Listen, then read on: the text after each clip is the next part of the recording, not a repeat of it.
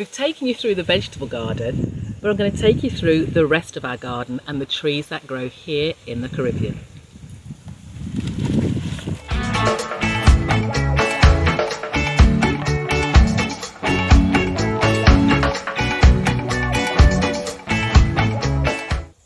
The sun's coming up and it's looking fabulous. I'm Janice, hi, from the Caribbean Garden Life.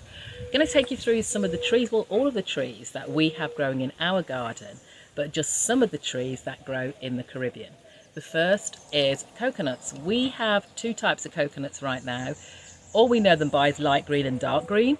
But they're very prolific producers, and we love coconut water and everything we can make out of the coconut meat and the green coconuts as we go along. But they do, the one drawback is they do produce more than we can possibly eat, and this is what is affectionately known as our coconut graveyard. So these will tend to start going to seed, start sprouting. You can see a couple there, and we actually give them away or give them away to neighbours or sell them to people who want coconuts, because we did have a disease a couple of years that actually took out quite a few coconut trees, and thankfully ours survived. So we've been very fortunate to have these disease-resistant coconuts. Next is the passion fruit vine. It's just coming out of season right now. There's the last few passion fruits coming up, but the smell from the flowers and everything when they come through is absolutely gorgeous. So far we've probably had around £100, no lie, £100 of passion fruits this season off this tree, off this vine should I say, and they live for about 5 years on average, so we're really looking forward to more bountiful harvests over the next couple of years. Okay. Here's one. It's not quite ready. This is we have the yellow passion fruit. Some come in purple. I'll know when this is ready when it's gone mostly yellow and it's easy to come off. Right now it's not easy. It's not ready. So that's probably another day or so before it's ready to come off. And inside is the most gorgeous, sweet, sour pulp that we absolutely love, and we have. Or I've managed to get very creative with it. We've made cheesecakes, curd, passion fruit curd. We've made cakes. So it's really bright. There's a real variety of stuff you can use with passion fruit. So this strange-looking fruit you see here is Ackee. It's mostly grown in Jamaica, but having a Jamaican husband, we grow Ackee here. And right now it's not ready, it's not ripe. When it's ripe is when it will open up, and what you'll see inside is like some seeds that are black with best describe it looks like scrambled egg. It looks like scrambled egg. And you actually have to strip it, clean it. The seed you can't eat because the seed is actually poisonous, but you learn how to cook it. Or should I say, cameraman Derek, he cooks the meanest Ackee, so I leave that to him. It's a great dish, but it's something not to be afraid of. You just need to know how to prepare it. But this Ackee tree, whoa, it is, again, highly prolific producing. We probably get 2 or 3 harvests each year out of it. So we've got Ackee in the freezer. We give Ackee away. Very prolific, but very nutritious as well. Here we have mangoes. Our mangoes are just coming into season. They're still very small. Our challenge right now with the wind is that they're blown off the tree, and the dogs eat mangoes. So it's often a toss-up between who's going to get there first for the mangoes, but they're not quite ready yet. But they're all in the tree. It is mango season. We love mango, again, very versatile fruit. Mango jams. I made mango and passion fruit jams, mango drinks, mango chutney. We use mango for a lot of things. Very tasty. So this is our custard apple tree, which is just starting to flower right now. Custard apples. Well, how can I explain them? Little pegs of yummy goodness. You can see a small one that's just coming to bud. These will get big and probably about half a fist size. You'll know they're ready when they start to open a little bit. I don't like them when they're too ripe, but they're incredibly sweet. But the custard apple, it did get a bit ravaged last year, but it's coming back into its own, pulling it back, and it looks like it's going to be really prolific producing this year, all being well. Here we have pomegranates, and these are pink pomegranates, and I'm actually going to harvest a couple of these this morning because they're really big, but they're a magnet for the dog, for the puppy, for Foxy. So she tends to pull them off before we get a chance to eat any of them. So I'm going to harvest a couple on the handy secateurs. So I'm just going with little snippers. I'm just going to harvest one. And again, this has been producing. You can see there's another one coming through here, a little the flower coming through here that will produce the pomegranate.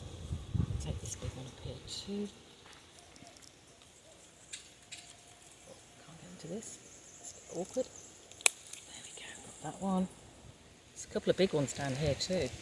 I've got enough hands. You can see the dog has already been at them.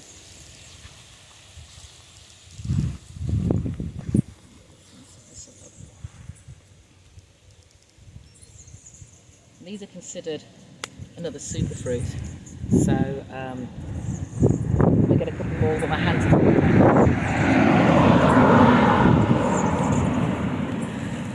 Cameraman, you taking a couple?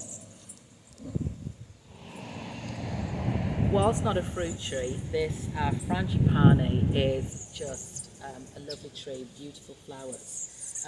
We get Frangipani caterpillars that are huge caterpillars. So when it comes into, it starts leafing. So sometimes this tree will look incredible. Well, it will look bare. It is bare. It has no leaves or anything because the Frangipani caterpillars that turn into moths have eaten all the leaves. So it's really nice to see it catching itself now. And now we've had a bit of rain, and I said the flowers are really pretty. It's beautiful, and I love to see this tree in bloom. Here we have our avocado. We managed to get avocados, a couple of avocados last year. But I think if anybody's watching this and knows much about avocado trees, I've noticed the leaves are all starting to go brown. So it's obviously got some sort of disease. I'm not quite sure what it is. So I'm going to have to do a bit of research on this. But the avocados here aren't the California Hass. Little California Hass ones you get, that dog next door. These are really big, bigger than your fist type avocados, and absolutely beautifully buttery and creamy when ripe. This is our orange tree. Now, we were so happy when we saw this come to fruit because it's been about 8 years we've had this tree planted. And this year was the first time it came to fruit. So you can see the orange here. But what we didn't realise, they're not sweet oranges. They're really bitter oranges. So I'm going to see how this goes and see what uses I can find for using these, because they're definitely not for eating. They're definitely for cooking. This is our acerola cherry, also known as Barbados cherry. It's sour. It's another sour cherry, another sour fruit, but again, full of nutrients. It's another superfood or superfruit. They come in little tiny red cherries when it flowers, and it has 3 seeds. So it's not really made for eating per se, 'cause they're a little bit awkward, but they are very sour, but nice if you like sour fruit once they're ripe. This is our mystery tree. It was a free tree. In fact, most of our trees have been gifted somewhere along the line. We think it's another custard apple. We think it could be a sugar apple. We're just not quite sure. But the good thing is it's starting to flower this year. So we hope to solve the mystery later in the year. It's a little bent, as you can see, because the wind's blowing from that side. So it has really taken a toll on the tree. But she's springing back to life, and we look forward to the bounty that she brings. This majestic beauty is breadfruit, and we love breadfruit. It can grow to about, 40 feet, if not more high. But the breadfruit itself, the fruit itself, is again highly nutritious. Some people say it tastes like potato, but again, it's a multitude of uses. You can use it to make chips, you can use fries, you can bake it, you can make rundown using coconut milk. There are so many ways to use breadfruit that we love it. We can't wait until they start growing. It rains, so that means the breadfruit is going to come into its own quite shortly. You can see these are young breadfruit right now. They'll probably get to about 4 or 5 times this size on average before it's ready, and we'll know when it's ready when we see the sap coming down the sides, and that's when we know breadfruit is in season. So thanks for joining us on the tour of our garden, seeing some of the fruit trees we have here. I hope you enjoyed it as much as I enjoyed taking you around the tour. Now don't forget, if you want to keep abreast of what we're doing here in Caribbean Garden Life, be sure to hit the subscribe button, touch that bell so you get notified when the next video is due. Until next time, take care.